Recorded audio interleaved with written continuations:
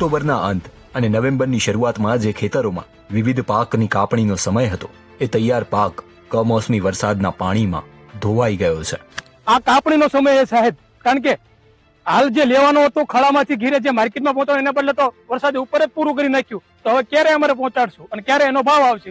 શક્યતા છે કે આગામી સમયમાં મગફળીના નુકસાનને કારણે સિંગતેલના ભાવમાં તેજી આવે. આ વર્ષે માવઠું આટલું નુકસાનકારક કેમ છે?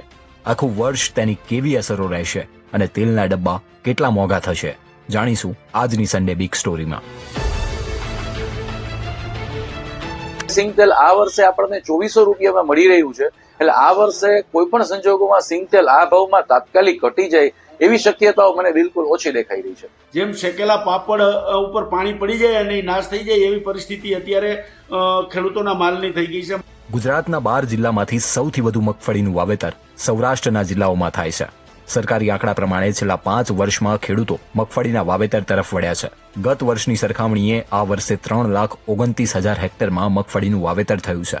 કપાસ અને મગફળીનું વાવેતર હોય છે, તેમાંથી કપાસમાં થોડો ઘણો ઘટાડો થયો છે વાવેતર વિસ્તારમાં, એ એરિયા મગફળીમાં શિફ્ટ થયો છે. પરંતુ હાલની સ્થિતિ પ્રમાણે જો મગફળીની આવક ઘટશે તો આખો વિડિયો જોવા માટે ડાઉનલોડ કરો દિવ્ય ભાસ્કર એપ.